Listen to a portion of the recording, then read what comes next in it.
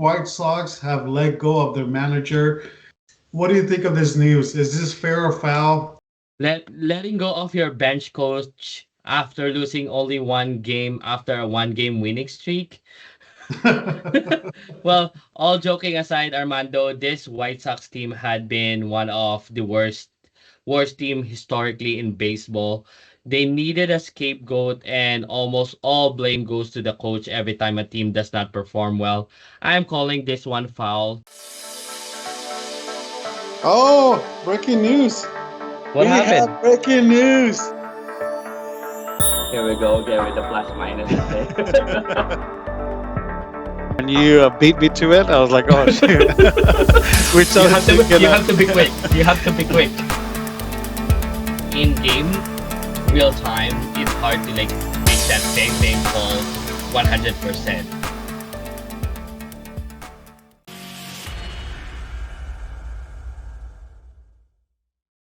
Hello everyone. Welcome to another episode of Saturday Sliders. Today is Saturday, August 10th. I'm Almar and I have Armando next to me, and let's talk baseball. Let's go around the bases with this week's news.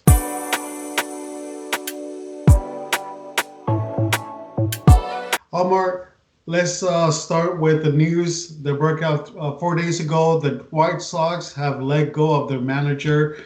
What do you think of this news? Is this fair or foul? Is it justified?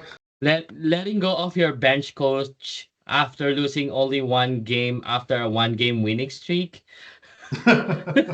Well, all joking aside, Armando, this White Sox team had been one of the worst team historically in baseball. They needed a scapegoat, and almost all blame goes to the coach every time a team does not perform well. I'm calling this one foul. The coach can be worldly, but if the players tune them out, their coach and does not listen and does not do what they're supposed to do, then that's not a sole blame on the coach. Right, Armando? I agree with you. This is completely foul. I don't think this is justified at all. Like you cannot blame the owners or the general managers' product on the field. They have made some. They have made some trades. They traded Dylan Sealan to the Padres during right before the season started. Right, so it's kind of like they have traded all the best players, and you can't expect to win right now. I get it. Yes, in sports, you're a judge and you make a earning because of wins, right? So we know that Griffin, ever since he took over Tony Larissa in 2022, he has a his record is actually 89 and 190 losses. Yes, that is just that's anybody would be fired after with that record, right? But this team, ever since they made the playoffs in 2020, has been going downhill. And Tony Rissa couldn't handle it. He had to step away from the season. He took over, but it's been going downhill. The product is not good on the field, and you just can't blame it on him right now. And that's the way I see it. Um, but yes, they are on pace. It's not good because the White Sox are on pace of tying at this point, tying um, 1962 New York Mets record with 123 losses in the modern era.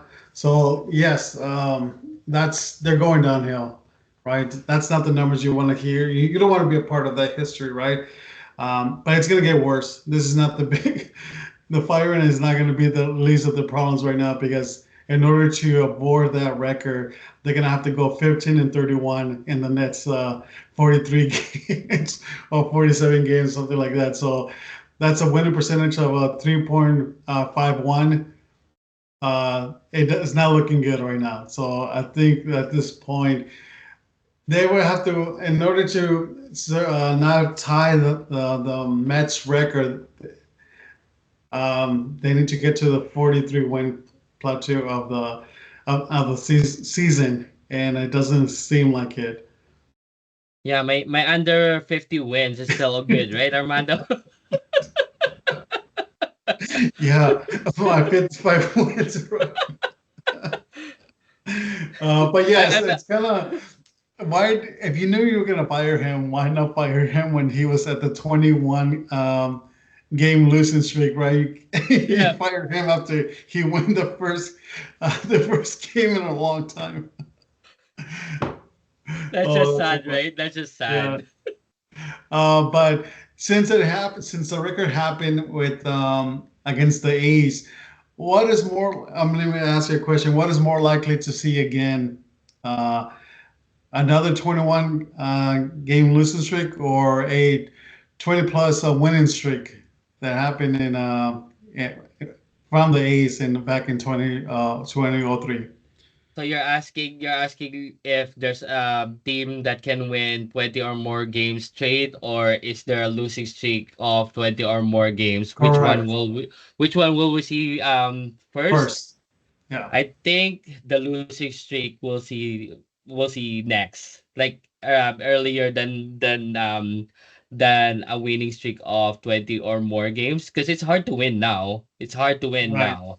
And winning 20 or more games like the Oakland A's before, it'll be tough. Even with the stack team of New York Yankees and stack team of the Dodgers, they can't do it right now because you Right. have to have the health of your team. Right. Plus, Right. Right. any bumps here or there, it happens in baseball. A roller in the first base you don't catch, those things. So I think the losing 20 straight more games we'll see first before we see another 20 or more games winning streak.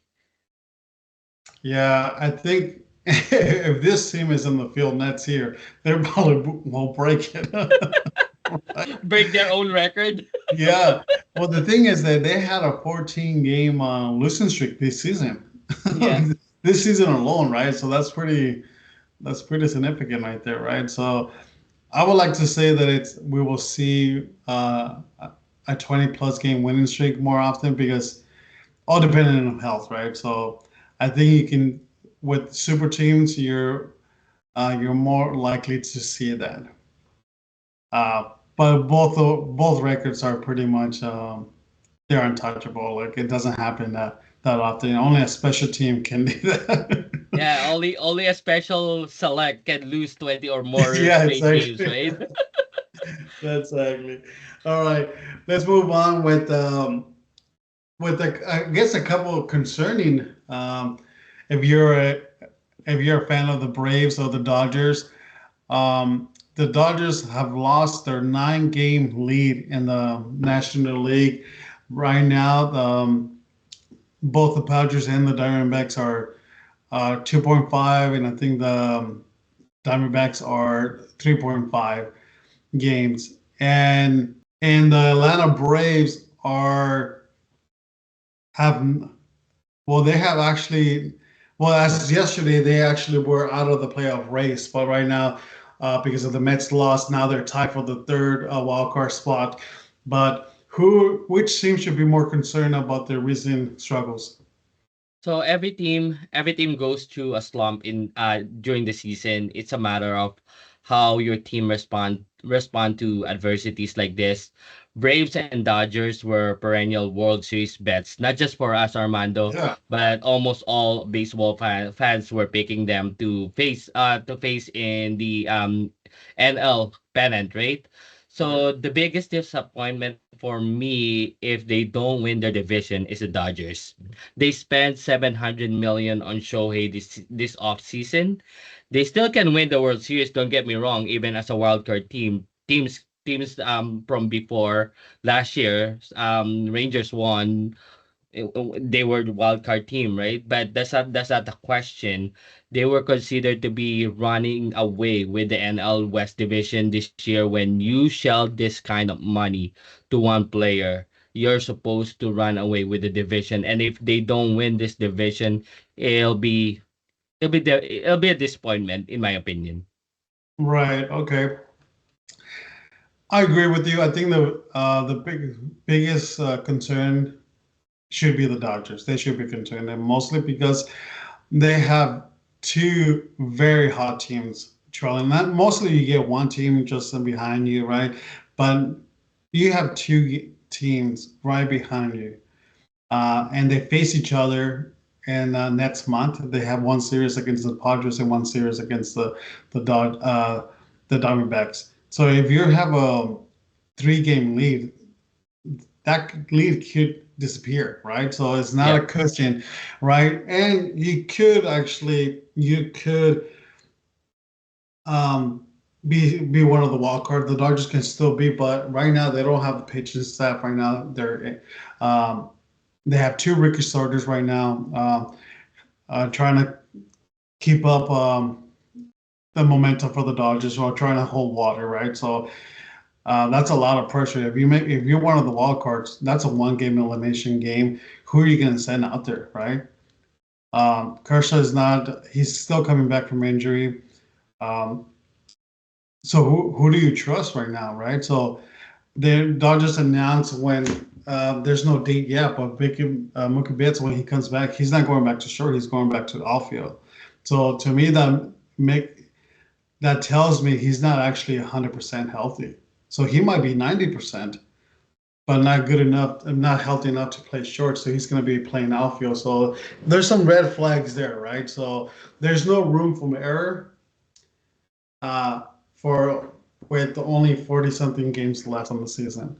And unfortunately, we talked about it in the injuries in the beginning of the season when everybody was just picking the Dodgers to win the World Series to be the best team since the Yankees, the 1927 Yankees, or but it's like we talked about, like, no, it just takes a couple of injuries, and literally your season can change, and that's what has happened to the Dodgers, right? So for the Atlanta Braves, they've like I said last week, all those wild card contention, those 7 teams, they're all facing each other. So they could actually they face the Cardinals, um, I think twice in the next this month and next month. So they could actually beat each other, right? So you can have a couple good a couple good run for the Atlanta Braves and be okay, right? So, but it's not looking good because they lost 6 games straight. Um, Ever since the All Star, they have not looked good. So, but yeah, both teams are not looking good. But I think the Dodgers are the team they should be concerned. Yeah, all I can say is if the White Sox bench coach gets fired, Dave Roberts, don't be too comfy out there. Oh, that's a good If point, they right? don't win, That if they is don't win that division, I don't think he survives. that is a good point, right? There's always expectations. Good point. Yeah. That is true. Like even if your superstars are injured, there's still expectations to win, right? So yes, you have a very valid point. It's shocking to me that Atlanta, uh, their injuries are too much to overcome right now, right? So when they were in first place, I just thought they're like, okay, Atlanta's gonna win the division. Philly's gonna be the first wild card team. It's lock it in. And then when they switch, I was like, okay, they're still good enough. They had there was a cushion between the first and second and third wild card spot, right? So like, oh, Atlanta's going to be safe, but this losing streak that they've been on, it's too much to overcome. Yeah, the only reason why I didn't pick the Atlanta Braves as a disappointment is that I know both Dodgers and the Braves are dealing with injuries to all their starters. Well, Right. not starters. I mean, their star players. They lost. Braves lost Acuna and Strider. Mookie Betts is injured. Glasnow is injured for the Dodgers. The difference is you spend $700 million on Shohei. And that commitment shows that we have to win the Yeah. division by a landslide, by a landslide, not just a game or losing the wild card, losing the division, right? So that's why No, but I picked the Dodgers. Yeah. yeah, it's kind of crazy. All right, let's go with our last topic. Around the bases, this week it has been announced that the Braves and Reds will be playing at the Bristol Motor Speedway next August. What's your thoughts on this game? Being the first game to play it in a racetrack. Yeah, I like what the with what MLB is doing. They're expanding their horizons. They're playing in Asia, in Tokyo, they're playing in Europe, in London, and now they're expanding to NASCAR. You want sports to expand to like baseball. You want to expand to a non-baseball fan base like NASCAR, right? I love this idea because you'll enticed the racing fans to watch Correct. this baseball, even for a few innings, not just the whole Right. game, because I Yeah. know teams not baseball fans will be like, this is so long, baseball is so long, but at least you generate that hype, right? Oh, they're Right. playing in a NASCAR environment. Let's see how it goes, right? Right. I actually I like this move. Not just because of it's an inside the racetrack, but this is the way you market a young player. The next phase of the league, in a sense, right? Ellie De La Cruz, right? He's the fastest player in the league. He's the fastest player to run the bases. He's on pace for 83 stolen bases. So the promos are already like they're comparing him to a race car already. So, and it comes to a great time to announce this because he has had eight stolen bases this week alone, right? So like it counts at a good time, like because he's been actually because of the Giants and Reds were playing this week. So I saw Elliot De La Cruz still like four bags, right? So it's in like 3 game series. So I love this. I love the marketing. I think it's great. You're saying like Elliot De La Cruz is a future star in this league, and I love it. So all right, well that is it for Around the Bases. If you like this content, please subscribe, follow, and like. It will help our channel grow. Thank you. Well, that is it. Let's get to our curtain calls of the week.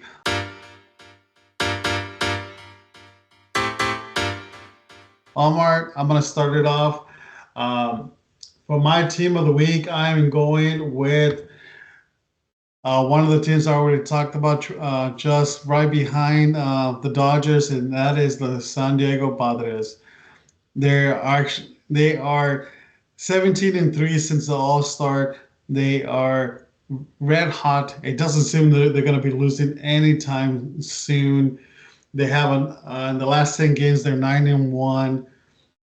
They have they have won multiple series. They have a six series win straight, and they're doing both by pitching and off and batting. Right now, they're one of the hottest teams. They're a top 10 offensively, and who knew that in the spring training, trading for Dylan was going to be the wild card for the San Diego Padres. It just seemed like when the White Sox were when they traded him, it's because he lost velocity in his fastball, but he's been a fresh air for the Padres. He has 11 wins. He has 176 strikeouts, and they're doing this without Tatis Jr. Like Machado's picking up the team. Profar is picking up the team. They're just putting on their back. So they're red hot and they look scary. They look more mentally tough this year than the years past. Of course, the last 2 years or 3 years, they've been kind of like a letdown, but they seem like they're ready to make a deep run in the playoffs. Who would have thought that the Padres will be the one challenging the Dodgers for this NL West? This is why we love baseball, Armando. Yeah. And but for my curtain call team of this week, I am going with the Milwaukee Brewers. The swag of this team has never wavered. Even when one of their best hitter, Christian Yelich, hits the shelves due to injury, this team finds a way to keep winning, having a commanding lead in the NL Central by 8 games. The Brew Crew is becoming a real threat this season, Armando. Winners of 5 straight games. the Brewers is my critical team of this week. That's awesome. That's a great pick, and they have a 9-game lead. Right behind them is the Cardinals, which they're having a great season. But do you think they, with the 9-game with the 9-game lead, that they should be started thinking about their pitching rotation for the playoffs, or calling up some players to give the veterans some rest? What do you think they should be? Because that's a 9-game lead in the division. That's pretty solid at this point of the season. Yeah, currently 8 games, right? But you can't just put off your foot on the pedal, Armando. It's like what happened with the Dodgers. A slip off can lose you the division. Maybe towards before the end of August we can talk about it. But right now I would still play my It's a best little early players. still, right? Yeah, it's Okay, still a little early for yeah, my liking. yeah, that I hear you. So, all right, for my pitcher, curtain call pitcher of the week, I'm going with the closer, the old veteran, the left-hander, the Cuban missile, Aroldis Chapman. I He has 71 Ks. He has not 18 saves, but you know what? He is. In the beginning in our spring training when we announced that he signed with I signed with the Padres, I thought he was going to be just a veteran. I love the move, but he's actually been a leader. He has turned the clock. Like, did you see this week? 104.7 miles per hour fastball.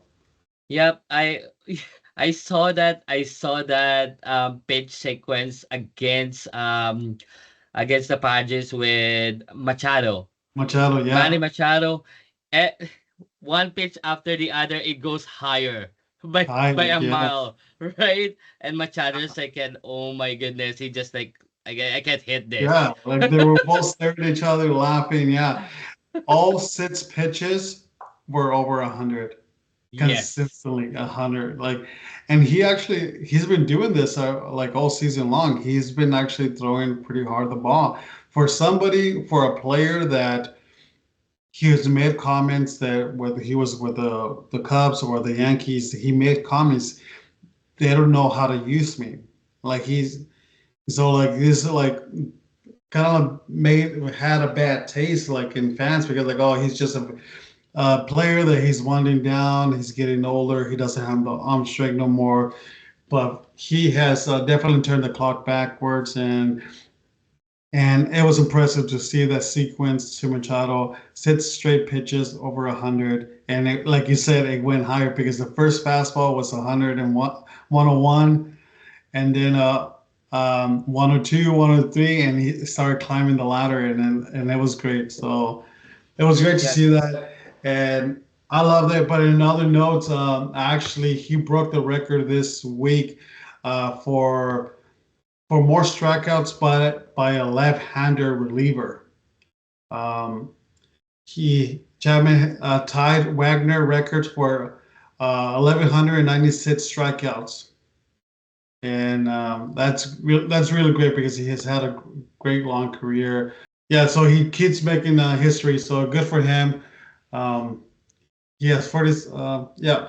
So, but he has total of 323 career saves, and he's actually tied Houston Street for 20 all time. So, good for him. He's been around the block for a long time. Come to think of it, when he was with the Chicago White Sox, Chicago Cubs, they Mhm. overused him. He Yes, they pitched did. 2 innings on a Yep, regular, especially the playoffs, and to yep. see him still throw 100 plus miles an hour on a daily, good on Aroldis Chapman, and good pick on you. You always give relief pitchers their flowers. I like it, Armando. I love it. Yeah. So, but yes, they actually did not. They overused him in the playoff run. They won the World Series, but it's he was coming in for 4 or 5 out saves, so like, and constantly in the playoffs. So Yes. so they were going. Actually, it paid off. They won the World Series, but therefore they were willing to blow his arm. So, but I'm glad he's healthy. And so, anyways, what's your pitcher of the week? For my pitching critical of this week, I am going with Tariq Skubal. If not for Scuball, I don't know where this Tigers team would be this season, Armando. 13-4 with 2.57 ERA with 171 strikeouts this season for Scuball. And against the hot Mariners team last Wednesday, Scuball pitched 7 innings, allowing only 3 hits and 2 earned runs with 9 Ks. And that is why I pick Tarek Scuball as my pitching critical of this week. I love it. What's your chances of him winning the Cy Young Award? It's gotta be close. It's gotta be close because Seth Lugo is up there with him, That is right. and yeah, Logo's and been and good. if the Royals make the playoffs, he makes a good case too. Right. I think it's gonna come to it. Actually, both teams, the Royals and the Padres, might be missing out on the playoffs. So you can't hold that against them. They have had actually great seasons, but Scooble has been really great, and I'm glad they Detroit didn't trade him away in the trading deadline because that's a quarter piece that you need to turn around your franchise. Good pick. For my curtain call position player of the week, I'm going with Jackson Trujillo, rookie from the Brewers. What can I say? He's actually, for being a rookie, he's actually has figured out uh, major league pitchers.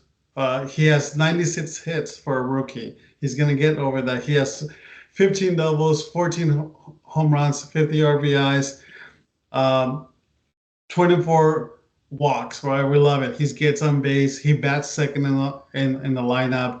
Um, 82 strikeouts.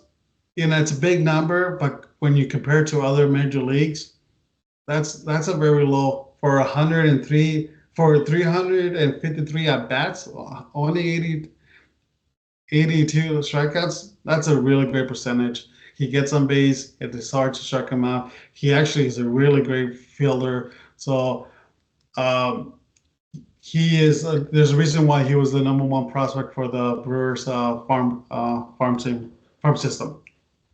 Jackson who? Jackson has been hot this week, Armando, Yes. helping my curtain call team, the Brewers, keep Good. winning. No, let me say one more thing about Jackson. He Good, good. actually has he homered twice this week in one game. He had two home runs because he's a switch hitter. He actually hit one home run batting left and another home run batting left. That's great, actually. That's Yeah, great. that's Yeah. really great. So For my critical position player of this week, I wanted to double down on Vlad Jr. because he is still red hot. But yes, for it this is. week, yeah, but for this week, I'm going with Kyle Schwarber. He is helping the Phillies keep pushing to win the NL East this season with his 27 home runs and 73 RBIs. You just have to get the good with the bad, sometimes with Schwarber, with the strikeouts more often than not. But this week, Schwarber has 4 home runs with 9 RBIs. Those 4 home runs came against the Dodgers early this week, and that is why Schwarber is my position player of this week. Great call. And I saw that three-game homer he had against the Dodgers. Um, it's one of those players you kind of like you hate against your team you face them, but you will definitely love to have him on your team, right? So, great call. Yeah, he's gonna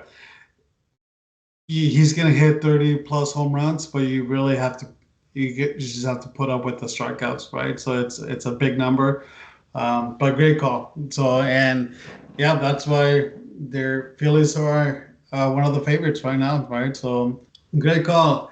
All right, well, that is it around, for the curtain call segment. Let's go get into our Giants and Blue Jays update.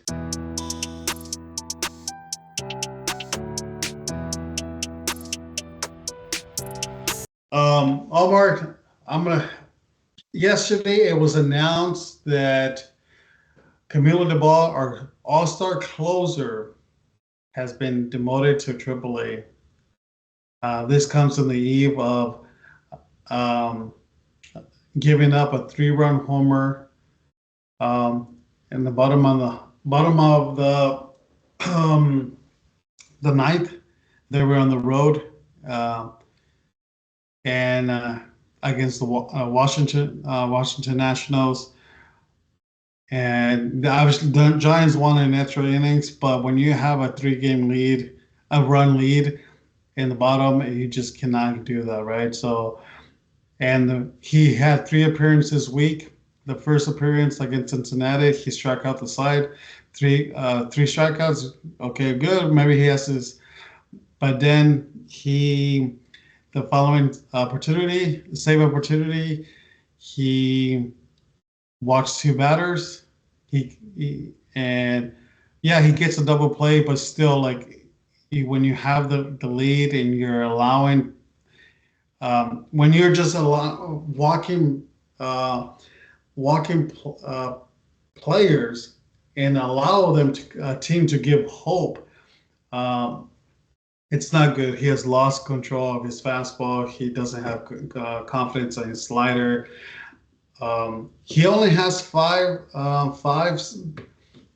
blown saves, so it's not a lot. He has a record of 4-1, but the biggest thing he has a 4.5 ERA on the season. He's averaging 5.4 walks per 9 innings at this point. That's a big ratio for a closer to allow to be averaging 5 walks, right? So um, I think after he blown the save, the Giants media were talking about, okay, I think we need to move on. Maybe allow him to be the setup man. Maybe come in on the seventh inning or eighth. But about the news Friday morning, it was no Friday afternoon, right before the game, like a couple hours before the game, that he's been sent out to AAA. And Bob Marvin said, like, hopefully he can work it on some things, and maybe we're making a playoff rush push, and hopefully we can see him come back because he is electric, but right now he needs to work on a lot of things. What is your thoughts on of our sending our all-star pitcher to AAA? Was this the same picture that we were talking about a few episodes ago that uh they wanted him to pitch the ninth inning as a closer, move him to the seventh or eighth, but he didn't want to do that as a demotion, and he was like reluctant to do it. Was it the Um, same picture? no, that was the Mets closer, but this is the same pitcher that the bullpen was just gassed out, and they had a 10 game 10 run lead, and they asked him to pitch, but he didn't want to pitch in a non-save situation. So he's Yeah, had yeah. I a was I bad. wasn't talking. I wasn't out talking about Diaz. We were talking Oh, about. Was it the same but yes, player? it That is was, the yeah, same thing, but yeah. not.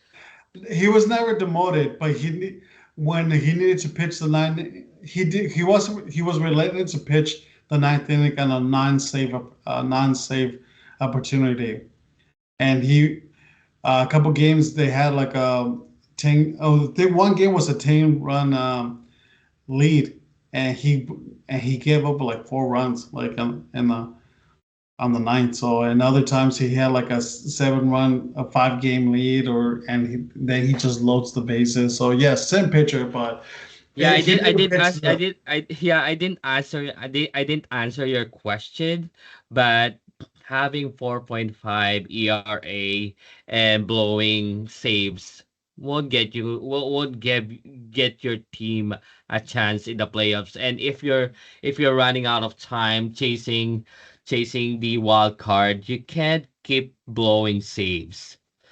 You can you, Yeah. you're not helping your team. So basically, this is the right move for the Giants. Just go hit the showers there in the minors. Find your footing there, and hopefully he can come back and help your Giants towards the end of the season, and hopefully in the playoffs, right? Right. So the fact is the Giants are in a playoff push right now, right? So especially after last week when Farhan said that we have the best pitching rotation in the majors, and so there's no secret the Giants are in a playoff hunt, and you cannot you cannot protect a weakling in the pen. You cannot hide them because they're going to be exposed, and you're going to have to use them somehow.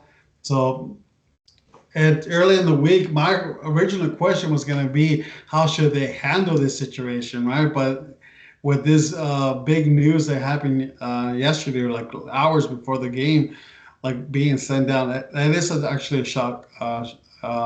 It's a shocker because he's another hard throw reliever. He's such as the gun of a 103, 104 on his fastball, but at this point he's just lost all control. So hopefully, being sent down kind of shakes him up. He's a he's a young player, and he needs maybe it will do him good, to be get a reality check that he's just because he's in the on the roster doesn't mean that it's a guarantee right to stay. So, but I'm still a So little shocked by it. Right now, Ryan Walker will be taking the lead as the closer. Ryan Walker has been really good all season. So he had his first save opportunity today. Talk about somebody he actually walked two batters today, but you can tell the nerves were there, right? So not everybody can be a closer. A closer takes a special um, under control, stress. The momentum of the games go higher, right? So you need to really have tough skin as a closer, right? So and there was a lot of jitters there, you can tell, but he got the serve, so that's really great. So so good for him. how do you sit on your chair during close games then? uh, well, well, that's a good topic because then it brings me to my next point with the Giants update. Well, they are 1.5 games from the third wild card spot. 2 weeks ago, they were 6 game behind, but they have climbed. They have climbed. They have fought. And how do I sit? Very stressed, up and down, constantly up and down, constantly turning the channel. That's how I watch my games and set. But you know what? They don't make it easy because it's not like they're blowing teams away. It's actually very close, tight games, but they keep finding ways to win, which is actually great. That's what you need, right? So, like I say, you can right now you're facing Detroit Reds and Washington. Like you need to win. You cannot afford to lose games. So, which is really great. But now they're 8-2 in the last 10 games. They have won. Farhad called it. Four straight wins. Yeah, for sure. Wings, but Farhan said like we just need to go on a 10 or 12 game winning streak. And right now, ever since he made those comments, the Giants are 6-3. They're actually on a 12 game winning streak. I mean, not in a row, but like they have actually um, they're I think they're like 12 and 15 or something, that record, which they actually has brought back the Giants back to life. So it's kind of shocking. Um, uh, I like your chances right now because Atlanta and New York they're gonna beat each other out. So I like the Giants' chances right I also now. like the chances. I also like, but next month it's going to be a little tough. We have 2 series against the Diamondbacks and 2 series against the D-backs. So it could be kind of like they're going to be beating each other up.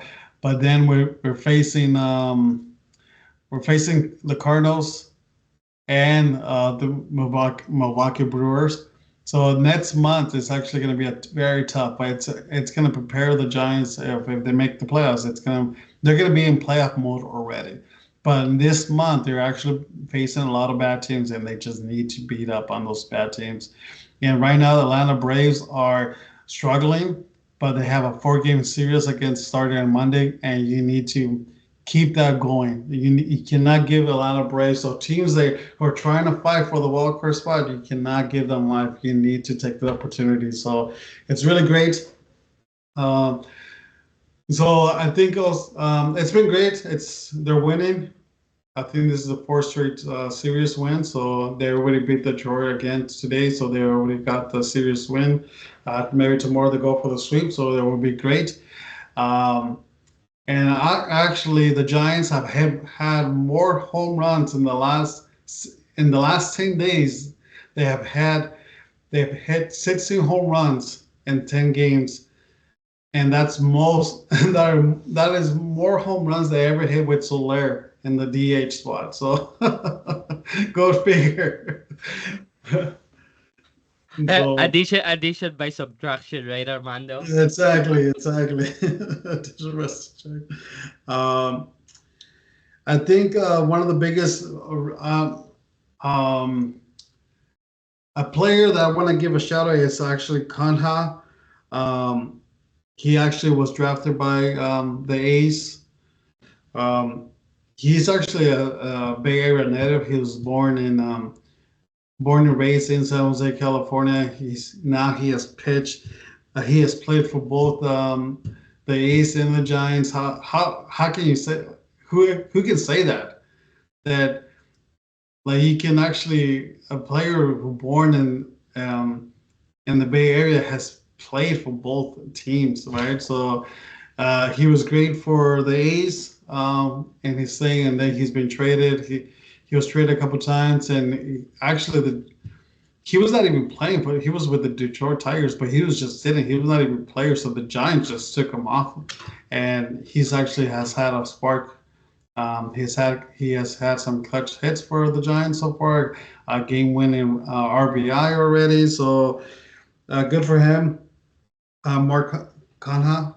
So that's really good. And I do. And another note, the Giants celebrated their 10-year reunion from their 2014 World Series championship. So today, that team was honored today. It was great to see Matt Bunn back in the field, Posey, and Javier Lopez, and um, other players. So it was great to see that from the Giants. But I do hope that the two pitchers that were not there is Matt Cain. He declined to go. No reason why, but Tim Lincecum was not there as well. And I do hope that Tim Lincecum is able to forgive the Giants the way letting him go or trading him at the end of his career. And obviously, I hope he's doing well because he's had in the last couple of years he's lost his dad to cancer and his wife to I think a brain tumor or don't quote me that, but she has also passed away. So in the last 3 years he has lost two people, and but this year his dad died and he had a hard time. Tim Lincecum's father, he had a hard time with the Giants media, especially in the end of the career the way the media treated Tim Lincecum. So there's still resembling there. So hopefully there's a way that they can bridge the gap and they can fix the relationship because Tim Lincecum was a part of the Giants. He is a Giant. And hopefully we can see him back at the ballpark and because he's loved and beloved by the Giants fans and my heart goes out to him for his recent losses. Um, but it is sad to see like when these Giants teams are celebrated and he's not there a part of it. And we do hope that he's able to just show up and for the Giants fan to give him the standing ovation that he deserves and love. And so Has that it is been it from that long? It's been 10 years since their last yeah. World Series, eh? Holy. Yeah. Where has time gone? Where has time gone? It's And crazy. and Yeah, I'm wearing my and actually, 2014 oh, shirt. you're wearing the 2014. Yeah. Why wearing the Giants thing too? Yeah. Thanks for the support, man. Yeah. Well, one of us is going to the playoffs, right? So Yeah. have to. I have to. Uh, Well, so I sure hope Team Lincecum is doing good with those devastating news with the right. losses, right? And like you said, hopefully that the Giants and Lincecum can mend those broken gaps. Because like you Right. said, he's the Giants and he's a huge part of those two World Series, the 2012 and the 2014, right? So, No, three. He was part of the oh, was he part 2010. of the All 2010 too? three. Yep, he was Nice. all Yeah, I three. didn't even realize that he was Yeah, he was with the 2010. So pardon me. yeah. Oh, he was part of all three. Like the the 2010 and 2012, he was a starting rotation, and the 2014, he came off the pen. He actually was good at coming off the bullpen, but it's hard to see that, right? When you have a, a beloved player, when they start losing their mechanics or they're not this the player that they used to be. It's hard to see that, and especially in an organization, right? Like it's hard to, and then you have to make tough decisions. And we saw this right now with the Warriors and Klay Thompson, right? It's hard to, it's hard. You have to make tough decisions, right? So, and obviously, as a player, that's you take offense to that, right? You deserve like a well, I helped you out, like I should it should be honored, right? Or treated as a as a the player, the all star. That, but yeah, there is no guarantees in sports, right? So Yeah, and it's just it's been it's an sad to see that ongoing. happen, right? It's sad to see that. Yeah, it's still it's a black and white Yeah, ongoing discussion with sports in general, with loyalty and stuff, yeah, right? Because players can still go sign with other teams while the team can still not sign you or trade you afterwards. So it goes both ways. It's an yeah, ongoing discussion. So it's a tough business. It's tough business, right? yeah. So, but hopefully they can, like you said, like it's hopefully they can resolve those issues. And yeah, we like to see our Giants, like in forever Giants when they come to the ballpark and watch the game, right? Like we see Tim Lincecum, Javier Lopez, or Jack Peavy. They come, and I think who was it that was in the stands a couple days ago? Was Hunter Pence there? Yeah, Hunter Pence was there. Yeah, Okay. like All right. when all these old Giants they come and they just kind of watch the games. Part of the fans, right? It's kind of like you love to see that come. And then when they show you on the Megatron and Giants to give their Giants are always great to honoring their past teams or past Giants. We always call them Forever Giants, and it's just a gratitude for the Bay Area has for the Giants. So. Hopefully we can do that for 10 minutes come soon. So, Yeah. anyways, what is up with the Giant the Blue Jays? We're doing Blue Jays update. Aren't you tired of my rant for this No, I year? want to talk about it. Like Vlad Well, with for you, 21 hidden streak, or uh, two 2 weeks ago you were joining my sorrow, but your Giants are winning now. So great yeah, on Giants. Great on Giants, right? it's Like I like said, Vlad Jr. continues his hot streak at the plate, riding a 22 game hitting streak. He yeah, he actually ties his career best. So hard to imagine he has yeah, multiple 22 game hitting streak. That's great for a young player like Vlad, right? So he is now batting above 300 this season and closing in on 1000 OPS. Remember, if not for his slow start early on, we will have him in conversation for that's the right. AL MVP, right? But with the good comes with the bad, as this team still cannot win consistently, Armando. They took two out of three against the Orioles early this week, but after winning the opener against the Ace this Friday, they were blanked today, 1-0. If you cannot It's- beat an Oakland A's team, there is really something wrong with this team, right? So I'm just tired of this team this season. So I'm still supporting them. I'm still a yeah. big fan, but this is just a frustrating year for all of Jays fans, right? What do you think of Miller's a strikeout, 3 strikeouts today for the save? Well, with that kind of batting today, it's just like just get it over and done with Mason Miller. Yeah. I know the Jays won't hit anything. So, what do you think of your GM's comments this week?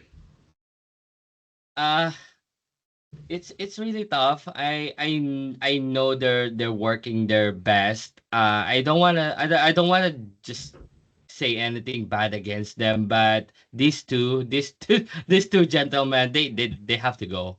They have to go, Yeah, especially that if Chaparro can go, at least let go of Atkins, let go of the GM.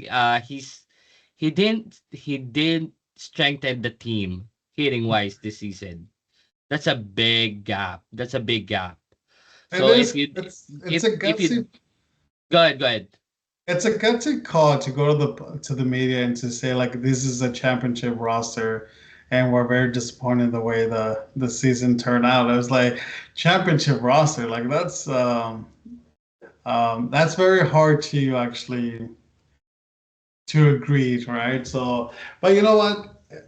Everybody thought that they were a championship team, right? So, but the Well, fact that he's still holding on to that, it's like holy cow, like I picked the Jays to win the World Series out of my respect and my fantasizing about them, right? But with their pitching, they could go far, but their hitting did not yeah, coincide with how well the pitching was doing early on the season, and that didn't that didn't help the team winning, right? Because correct. yeah, they weren't hitting at all for like from maybe until June. They weren't hitting. So they're pitching good, but they're not hitting. So you can't win. You have to have both, right? So it it wasn't a World Series team. And yes, I picked them to win the World Series, but Yeah, it's not a World Series team because they didn't improve from last year. We talked about this previously, right? They yeah. didn't improve from last year, so how can you tell that a team that lost two games in the wild card last season can win World Series if you didn't improve the team overall Right, this year, right? right. So that's my comment about that comment too. What did where do you think the Jays go from here? Do they commit to Vlad, give him the money, the contract? With how Blood is hitting right now, how much how much can you go, right? Right. That I saw everyone's comments like from around the league and around Twitter that they should have signed Blood in the off season. Yeah. Cause right, it would have been a bargain. It would have been a bargain. Yeah. But right now, where you're looking at my comment, I think the very least it'll be like 10 years, 275 million. But Yeah. maybe it can go upwards to 12 years to 300 plus million right now with how Vlad is hitting. So I think they're in an interesting situation that the Blue Jays right now, right? So if you commit if you commit to Vlad the money, this ownership say like we're committed.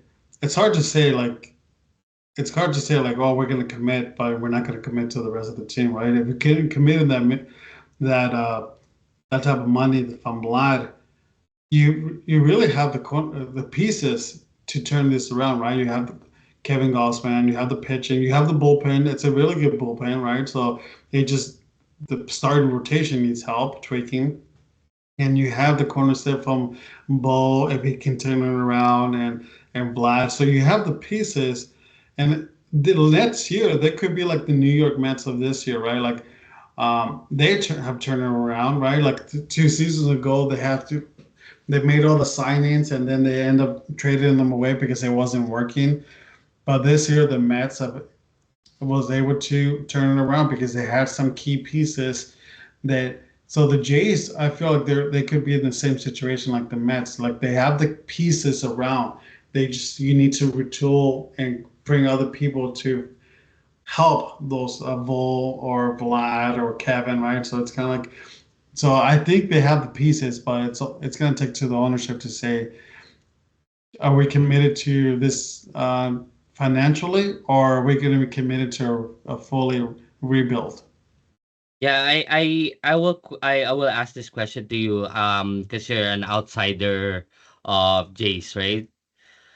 If for how many years Vlad and Bo has been with the Jays, they haven't won a single postseason game.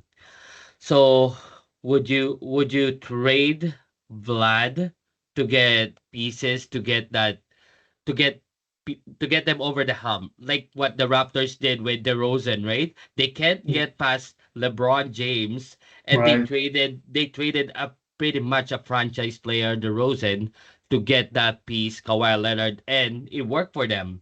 Would you do the same with Vlad or Bo? Because they haven't won a postseason series, a postseason game yet. Yeah. I would trade Bull away. I would trade him. I think he's a big name because of his father. Um, he has shown flashes, right? Like it's an off year, it's a down year for him. Like players go through that. So I would trade Bull away. So even if you can get, it's not maybe the best return, but maybe you can get a top prospect or something, right? So shortstop is a hard position. It's one of the most important positions in baseball. So maybe you can get something for him. But I will not. If you're committed to winning or turning this team around and competing for next year's, you need Vlad. You just definitely need Vlad. So that's why I think you need Vlad to be the face of your franchise to bring fans, right? So and so that's what I think. Yeah, thank you for that comment, because I'm leaning that way too. Like Yeah. trade Bo away, give how much Vlad wants, give him the key to the CN Tower, everything, right? But yeah, because he can show that he can actually hit. Yeah. You can see how he's hitting right now. He's hitting all over the field. He's not just like pulling the ball over, right? He can show that he can actually hit, and you just make Vlad your franchise player, right? Yeah, that's what I think. He has shown flashes, right? He has had a couple of good MVP seasons, right? So he's fallen behind because of Shohei or Judge, right? So um, I think he just needs to be consistent, right? So that's the thing. Like he took the 6 weeks off to start the season, right? So it's kind of like you can't. An all-star cannot do that, right? The face of the franchise cannot do that, right? So um, Yeah, yeah, I think the arbitration situation was lingering around his yeah, head at the start of the season, and how he's going to get his money towards the off season. Maybe that's the reason of his struggles, and hopefully that's way past him already, right? Like you said last week, he's having fun now. He's having yeah, fun, it is, so. right? So. Mhm. I think he can, unless there was like sour, like the relationship between them, the Jays and Vlad's camp has gone sour. That's the only reason you trade him, right? So, but I will not be trading him. So, and what are you gonna get? Like, I don't think right now who's gonna be trading for Vlad right now. He's hot, so they pretty much a team will have to empty the farm system for Vlad at this point. Yeah, it won't But be it won't be wise for the Jays, and it won't be wise for any team yeah, to trade so. for Vlad anyway, right? Unless the Jays, and I don't follow that closely the Jays and know like the owner's financial, management, right? So some teams they don't want to invest that because they can't afford a player that much, right? So we saw this with the Nationals and Soto a couple of years ago, right? The Nationals, the owners there, like I cannot afford to pay him this much money, right? So Yeah, they it made happens. It the happens. decision to Yeah. trade him, right? And the same thing, they should have signed up the off season. It would have been a bargain, right? But it was kind of like they couldn't come to a resolution, so they ended up trading him away because and the owners made it, Nationals made it public, like we cannot afford him to pay him the contract. So I don't know if the Jays can do that, but we'll see. I haven't seen a big contract handed out lately by the Jays. The last time I saw a massive deal was Vernon Wells before. And that's Yeah, way back. That was way back. That was way back. So that's the reason why they didn't sign back Jose Batista, Edwin Encarnacion, right. Josh Okay. Donaldson. So I haven't seen them uh s- spread the money around with the hitters. I've seen them sign Gossman, but Yeah, that's pitchers, right? Pitchers and hitters, they have yeah. different values, right? So And it all depends on the owners, right? Like I think with Pujols, Albert Pujols, when he was in the Cardinals, the owners made it public too. Like it's like the one of the comments said, like it's kind of like how I'll keep the 300 million and I'll give you the team. It's like, right? So it's kind of like some owners can't afford that big contract, right? So that's why he signed with the Angels for that massive contract, right? So we'll see. It's interesting. So I hope he stays. I think it's great for Canadian fans. That's the only team in Canada, so it's great. And so um, my kids, like they say, like we cheer for the Giants when we're in the U.S. and we cheer for the Blue Jays when we're in Canada. so right now, how are they cheering for the Jays then? Well, that's what they say, right? So, well, they They're don't. just they're just being forced to cheer for the Giants then. Oh, that's right. So, so, and they know it too. They were like, I had the TV on the back, the game on the background. They were like, "Oh, good, the Giants have 2 runs." I was like, "Yep." Hey, it was great that they were able to see Blake Snell's no Yeah, hitter. I love that. I love that. Yeah, I love that they were able to witness a history, right? yeah, exactly. So they're gonna like it regardless. Gotta get some whooping if they didn't like it, right? Exactly. In my house, we cheer for baseball. We cheer for the Giants. Anyway, so anyways, that is it for another episode of Saturday Sliders. See you next week.